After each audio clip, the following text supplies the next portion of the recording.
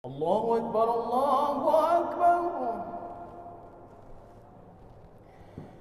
Allah. Oke, kalau memang nggak ada celah, nggak ada peluang untuk kita beri izin, paling tidak dengan kata-kata yang manis lah. Nggak bisa, ini kebijakannya susah karena kondisi pegawai terlalu banyak, misalnya di Kota Banda Aceh susah.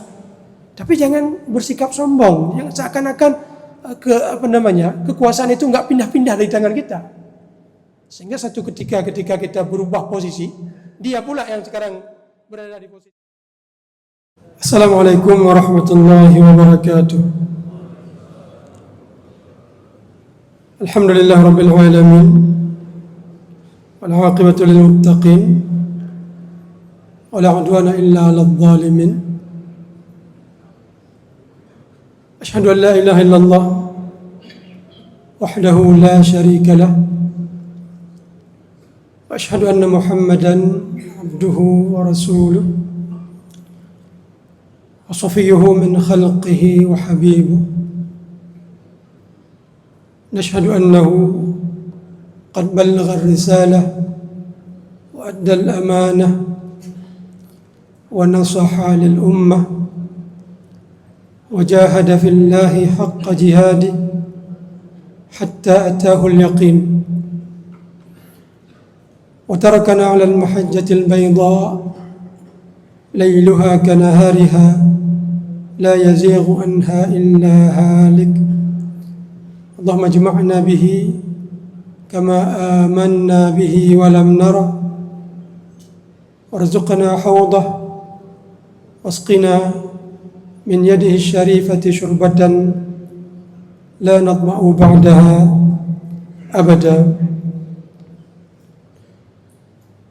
Rabbi shrah li sadri wa yassir li amri wahlul 'uqdatam min lisani yafqahu qawli. Hadirin hadirat sidang jemaah salat subuh di Masjid Raya yang kita cintai bersama. Ketemu lagi kita pada pengajian Sirah An-Nabawiyah. Maka pada momen pagi yang berbahagia ini, yang merupakan hari terakhir dari pelaksanaan ibadah puasa di bulan suci Ramadan. Karena bulan suci Ramadan tidak lebih dari 30 hari. Rasulullah SAW pernah berpuasa 30 hari dan juga pernah berpuasa 29 hari. Dalam sejarah kehidupan Rasulullah SAW, setelah Allah perintahkan untuk melakukan ibadah puasa di bulan suci Ramadan, maka kita ketahui Rasulullah SAW berpuasa selama hidup beliau di bulan suci Ramadan sebanyak 9 kali. Karena Rasulullah SAW diperintahkan untuk berpuasa pertama sekali, yaitu pada tahun kedua Hijriah. Rasulullah SAW hijrah pada tahun pertama di bulan Rabiul Awal, Muharram, Safar, Rabiul Awal, bulan ketiga hijrah Rasulullah SAW. Kemudian Rabiul Tsani, Jumadi al-Ula, Jumadi al-Ukhra, Rajab, Sya'ban, Ramadan. Pada Ramadan tahun pertama ini Rasulullah tidak berpuasa karena belum diwajibkan untuk berpuasa. Maka pada tahun kedua, tahun depannya, di situ Allah mewajibkan kepada Rasulullah untuk melakukan ibadah puasa di bulan suci Ramadan. Apakah ada puasa sebelum bulan suci Ramadan? Ada. Ya. Bahkan di awal-awal Rasulullah hijrah itu, sebelum Allah perintahkan untuk beribadah puasa, tetap saja ya, karena bukan tahun pertama, tetap tahun kedua. Karena Rasulullah hijrah bukan pada bulan Muharram, tapi pada bulan Rabiul Awal. Maka di tahun kedua, di bulan Rabiul Awal, di bulan Muharram, tahun kedua, Rasulullah melihat orang Yahudi berpuasa di tanggal 10 Muharram. Maka Rasulullah bertanya, kenapa mereka berpuasa di bulan Muharram, di tanggal 10 Muharram? Maka informasi yang sampai ke Rasulullah, mereka berpuasa karena pada hari itu Allah selamatkan Nabi Musa dari kejaran Fir'aun. Maka Rasulullah berpuasa. Nahnu aula bi Musa minhum. Kita lebih layak merayakan keselamatan Nabi Musa daripada mereka. Sehingga Rasulullah meminta kepada para sahabat untuk berpuasa di tanggal 10 bulan Muharram. Dan hukum berpuasa di tanggal 10 bulan Muharram untuk tahun pertama, tahun kedua, dan merupakan puasa yang pertama sekali yang dilakukan oleh Rasulullah dan para sahabat, yaitu puasa Asyura. Itu semula hukumnya wajib. Kemudian beberapa bulan kemudian, Muharram, Safar, Rabiul Awal, Rabiul Tsani, Jumadi al-Ula, al-Ukhra, Rajab, Sya'ban, Ramadan, datang perintah untuk melakukan puasa Ramadan. Maka puasa Asyura berubah hukumnya dari wajib menjadi sunat. Dan setiap tahun berikutnya, tahun ketiga, tahun keempat, dan seterusnya sampai Rasulullah wafat nanti. Terus Rasulullah dan para sahabat melakukan puasa Asyura ini sebagai amalan sunat, tidak lagi wajib, karena sudah ada puasa Ramadan yang hukumnya wajib. Dan terus Rasulullah dan para sahabat melakukan puasa Ramadan. Kemudian setahun sebelum Rasulullah wafat, di depan beliau akan ada bulan Muharram kembali. Rasulullah wafat di tahun ke-11 Hijriah. Maka Rasulullah mengatakan, kalau saya masih diberi umur panjang untuk tahun depan, maka saya akan berpuasa juga pada tanggal 9 Muharram, At-Tasu'a. Jadi dari tahun kedua, tahun ketiga, keempat, dan sampai tahun ke-10. Kemudian tahun ke-11 juga. Berarti 10 kali Rasulullah melakukan puasa Asyura. Pada saat ingin memasuki tahun ke-12, sebelum masuk tahun ke-12, masih di tahun ke-11, di bulan Rabiul Awal, Rasulullah wafat. Sedangkan Rasulullah sudah mengatakan, kalau saya masih diberi umur panjang untuk tahun depan, tahun ke-12 maksudnya, maka saya akan berpuasa juga pada tanggal 9. Untuk apa? Untuk membedakan diri kita sebagai Muslim dengan orang Yahudi yang hanya berpuasa pada tanggal 10 Muharram. Maka kita orang Muslim, kita coba untuk tidak seperti mereka, untuk berbeda. Berpuasa juga untuk merayakan keselamatan Nabi Musa, tapi kita tambah satu lagi, yaitu dengan melakukan puasa di tanggal ke-9, Yaumut Tasu'a. Tapi Rasulullah ditakdirkan tidak ketemu dengan tahun depan, yaitu tahun ke-12, karena Rasulullah wafat di tahun ke-11 di bulan Rabiul Awal. Jadi jumlah puasa Asyura Rasulullah, dan gak sempat beliau melakukan puasa Tasu'a, baru cita-cita, tapi belum sempat, itu sebanyak 10 kali. Karena dari tahun kedua pertama.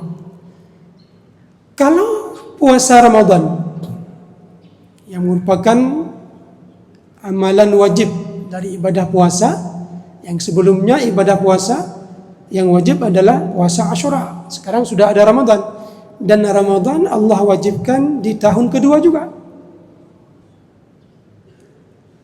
Tapi di bulan suci Ramadan.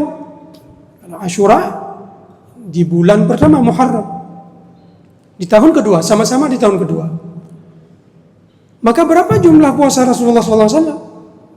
Jumlah puasa Rasulullah apabila tadi puasa Asyura sebanyak 10 kali, maka puasa Ramadan tidak sebanyak 10 kali, tapi sebanyak 9 kali.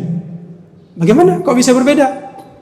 Karena kalau Asyura Rasulullah ketemu dengan bulan Muharram di tahun ke-11. Tapi kalau puasa Ramadan Rasulullah wafat di bulan Rabiul Awal, sebelum bulan Ramadan, jadi nggak ketemu bulan Ramadan. Jadi puasa Rasulullah semuanya selama beliau mendapat perintah untuk melakukan ibadah puasa itu jumlahnya 9 hari.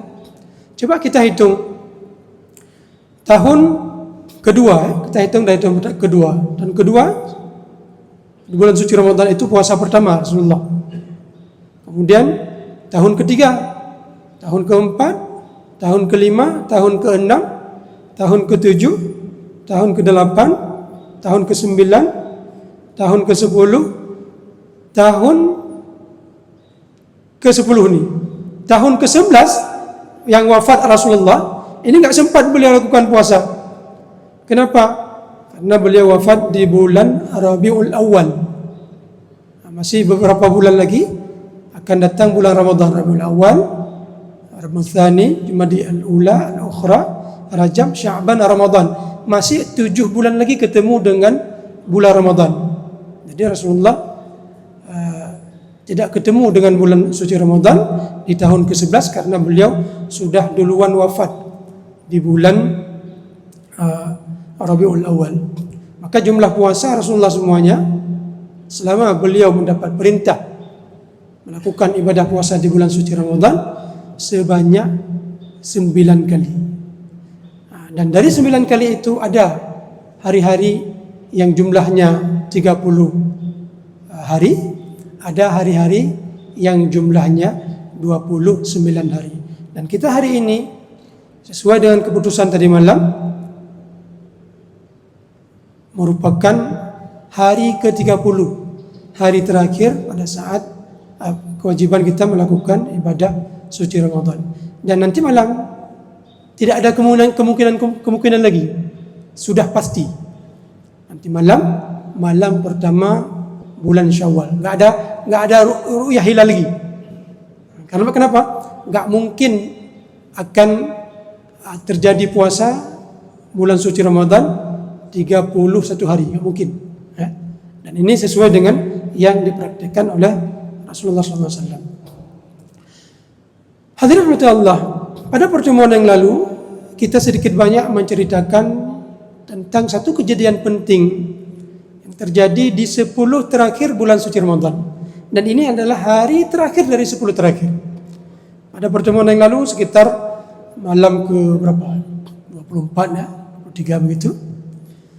Dalam 10 terakhir itu bulan Ramadan atau malam ke-20-21 terjadi satu peristiwa besar yang sudah kita ceritakan secara rinci pada pertemuan yang lalu, yaitu peristiwa peperangan Fathu Mekah. Perang Fathu Mekah. Perang merebut kembali kota Mekah yang terjadi pada tahun ke-8 Hijriah. Dan pada pertemuan yang lalu kita sudah menyampaikan Rasulullah meminta kepada para sahabat, kalian besok hari akan bertemu dengan musuh kalian. Wal fitru aqwa lakum. Dan berbuka puasa itu menjadi salah satu cara menjadikan tubuh kalian lebih kuat. Jadi ada saran dari Rasulullah untuk berbuka puasa pada saat para sahabat akan ketemu dengan musuh. Dan perang Badar yang belum kita ceritakan. Kapan terjadi perang Badar? Juga terjadi di bulan suci Ramadan. Di pertengahan bulan suci Ramadan, di tanggal 17 Ramadan. Kalau Fathu Mekah tanggal 21 atau 20. Tapi kalau perang Badar itu pertengahan bulan suci Ramadan. Apakah Rasulullah berpuasa? Sebagaimana beliau meminta kepada para sahabat untuk tidak berpuasa pada saat melakukan Fathu Mekah, supaya kalian lebih kuat berhadapan dengan musuh. Terkait dengan apakah beliau berpuasa di bulan suci Ramadan pada saat terjadi perang Badar, ini tidak ada riwayat yang tegas sebagaimana riwayat yang menerangkan anjuran beliau berbuka pada Fathu Mekah. Ada riwayat tapi terbantahkan dengan kelemahan sanadnya.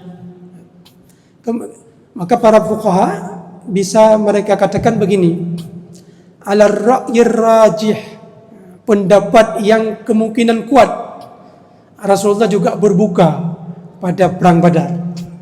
Ya, kemungkinan. Jadi bukan riwayat yang kuat. Kenapa? Kita lihat contohnya pada perang Fathu Mekah, begitu riwayat yang kuat, maka di perang Badar kayaknya seperti itu juga. Dan perang Badar yang terjadi di bulan suci Ramadan, yang terjadi di tahun kedua Hijriah, sama seperti kewajiban ibadah puasa di bulan suci Ramadan yang pertama sekali, yaitu tahun kedua Hijriah, sama-sama dengan perang Badar.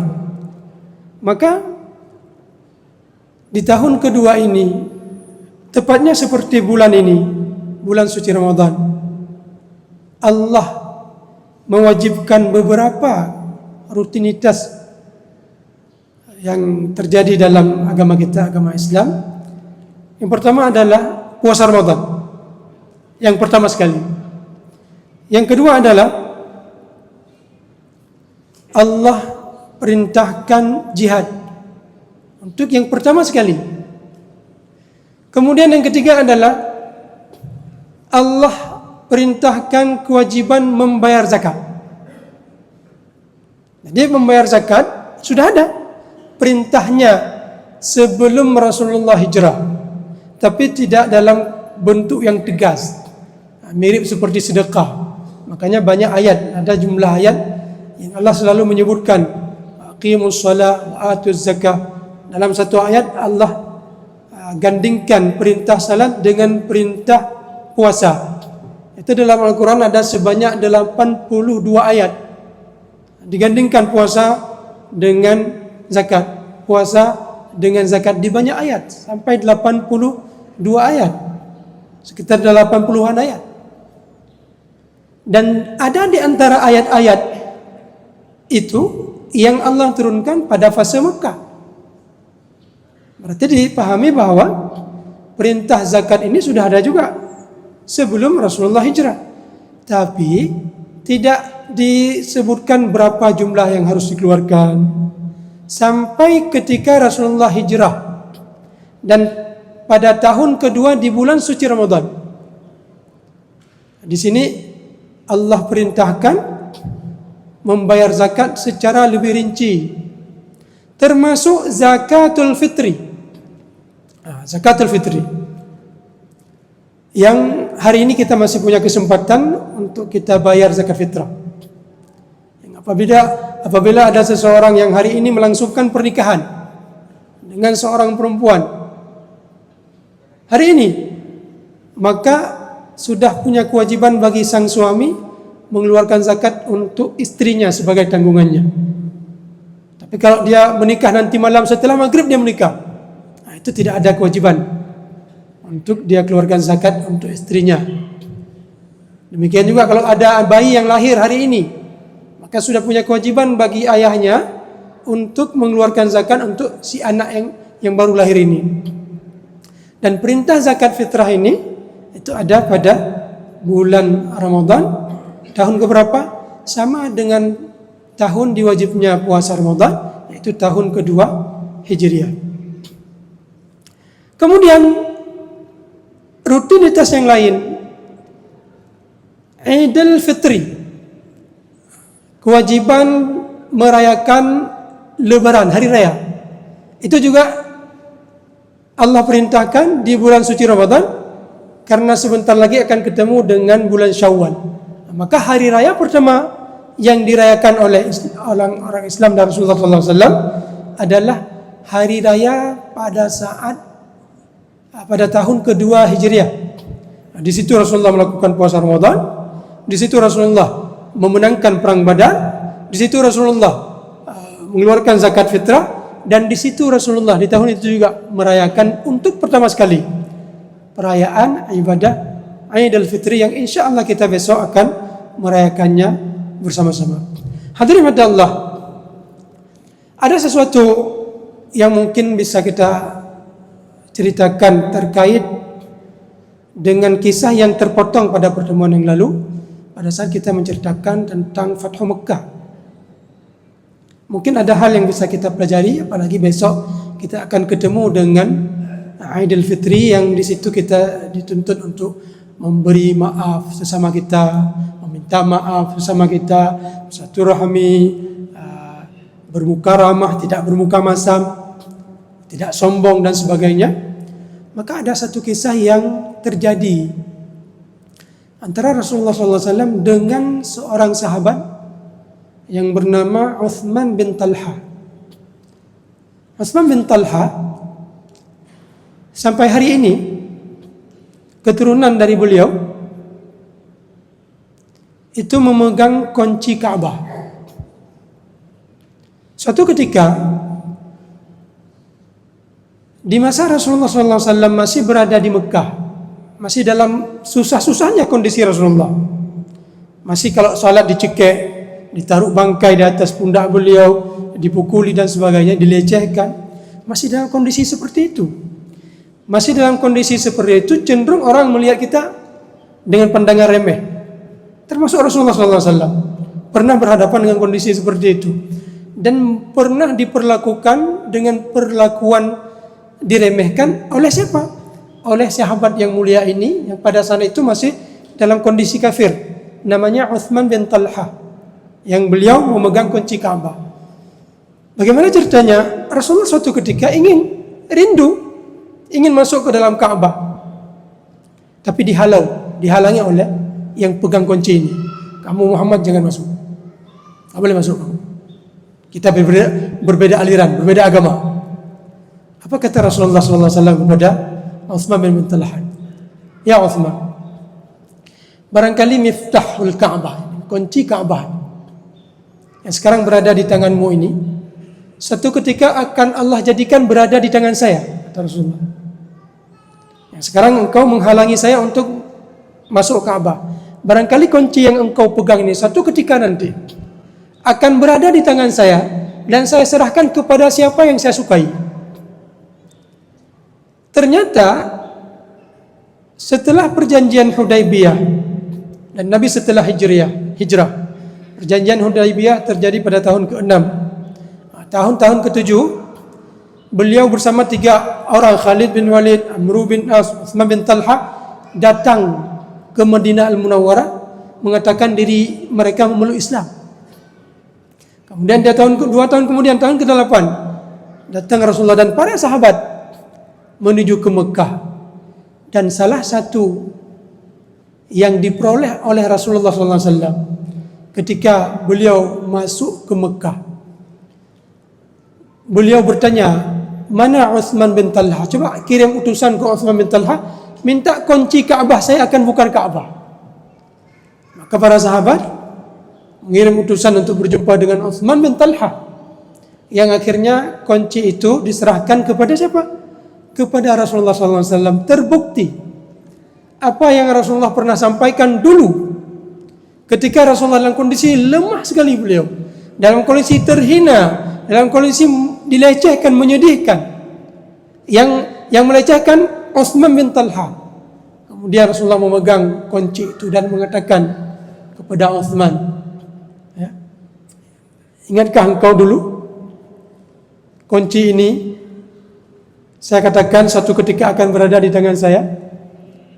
Maka kira-kira kalau kita berada di posisi Rasulullah, kepada siapa kunci itu kita akan serahkan? Datang Ali bin Abi Thalib, menantu beliau,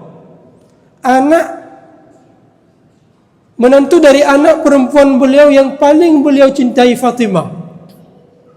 Datang Ali bin Abi Thalib, ya Rasulullah, berikan kemuliaan kepada saya dengan menyerahkan kunci itu kepada saya, biar saya yang bertugas membuka dan menutup kunci Ka'bah. Karena yang punya wewenang memegang kunci itu adalah seseorang yang dianggap sangat mulia di mata masyarakat Quraisy pada saat itu.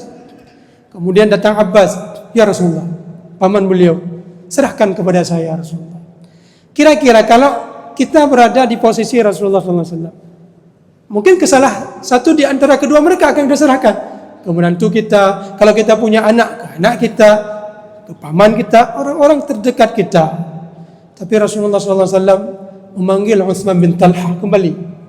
Yang dulu Utsman bin Talha melarang, melecehkan, kamu enggak boleh masuk, kita berbeda aliran, kita berbeda akidah.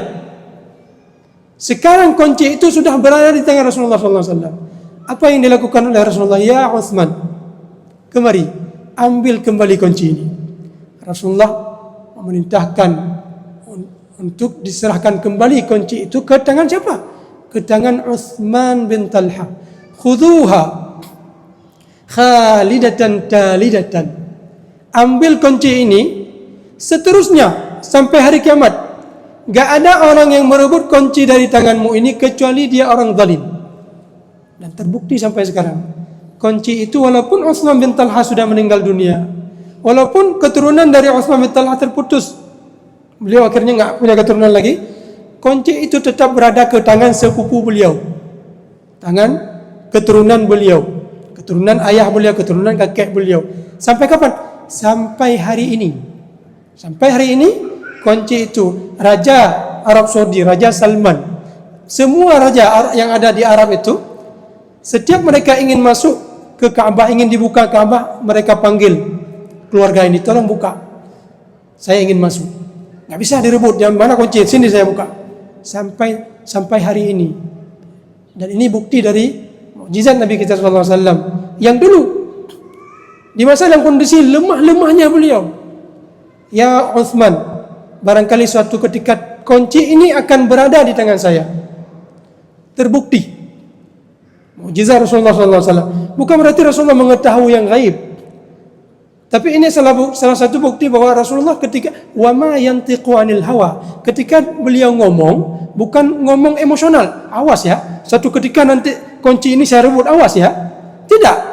Rasulullah mengatakan itu dengan penuh keyakinan, sesuai dengan yang dibisikkan kepada beliau, sesuai yang diwahyukan kepada beliau. Ada wahyu berupa Al-Quran, ada wahyu berupa apa yang disampaikan oleh malaikat Jibril. Maka Rasulullah SAW wama yantiqu anil hawa, beliau ketika mengucap tidak didorong oleh hawa nafsu. In huwa illa wahyun yuha, melainkan wahyu yang beliau ucapkan. Maka beliau mendapati apa yang beliau sampaikan kepada Utsman bin Talha ketika terjadi Fathu Mekah, itu kunci itu berada di tangan Rasulullah. Kemudian Rasulullah mengatakan lagi, ambil kembali kunci ini sampai hari kiamat selama-lamanya. Gak ada yang merebut dari tangan kalian kecuali dia orang zalim. Dan sampai sekarang masih terbukti kunci itu berada di tangan Utsman bin Talha. Apa pelajaran yang bisa kita ambil di sini? Pelajarannya adalah jangan pernah bersikap sombong, jangan pernah bersikap semena-mena, apalagi pada saat kita punya kedudukan. Tanda tangan aja diminta, izin aja diminta, restu saja diminta. Oh, gak boleh. Kadang ada yang minta untuk dipindahkan, misalnya pekerjaannya dari Banda Aceh misalnya ke mana misalnya. Kenapa? Karena istrinya di sana. Sudah 10 tahun bekerja, sudah beberapa kali dicoba untuk dipindahkan, nggak berhasil. Oke, kalau memang nggak ada celah, nggak ada peluang untuk kita beri izin, paling tidak dengan kata-kata yang manis lah. Nggak bisa, ini kebijakannya susah karena kondisi pegawai terlalu banyak, misalnya di kota Banda Aceh susah. Tapi jangan bersikap sombong, yang seakan-akan kekuasaan itu nggak pindah-pindah dari tangan kita. Sehingga satu ketika kita berubah posisi, dia pula yang sekarang berada di posisi kita, kemana muka yang harus kita bawa? Ini seperti yang terjadi tadi dengan Utsman bin Talha. Ketika kunci itu berada di tangan Rasulullah, tapi karena Rasulullah SAW adalah sosok yang bersikap adil, ya. Apalagi Allah perintahkan dalam surah An-Nisa, Innallaha ya'murukum an tu'addul amanata ila ahliha. Ada yang mengatakan ayat ini terkait dengan kunci Ka'bah ini. Allah perintahkan untuk kamu sampaikan amanah, berikan amanah kepada yang berhak. Maka Rasulullah memberikan amanah kunci itu kembali kepada yang berhak, yaitu Utsman bin Talha. Mudah-mudahan ada faedah yang bisa kita dapatkan. Lebih dan kurang saya mohon maaf. Wabillahi taufiq wal hidayah. Wassalamualaikum warahmatullahi wabarakatuh. أعوذ بالله السميع العليم من الشيطان الرجيم بسم الله الرحمن الرحيم ولو ترى إذ المجرمون ناكسوا رؤوسهم عند ربهم ربنا أبصرنا وسمعنا فارجعنا نعمل صالحا إنا موقنون. وقال النبي صلى الله تعالى عليه وآله وصحبه وبارك وسلم وشرف وكرم ومجد وعظم طوبى للمخلصين أولئك مصابيح الدجى تتجلى عنهم كل فتنة ظلماء. ويقول المؤمنون هينون لينون كالجمل الآنف إن قيل انقاد وإن أنيخ على صخرة استناخ أو كما قال النبي صلى الله تعالى عليه وآله وصحبه وبارك وسلم.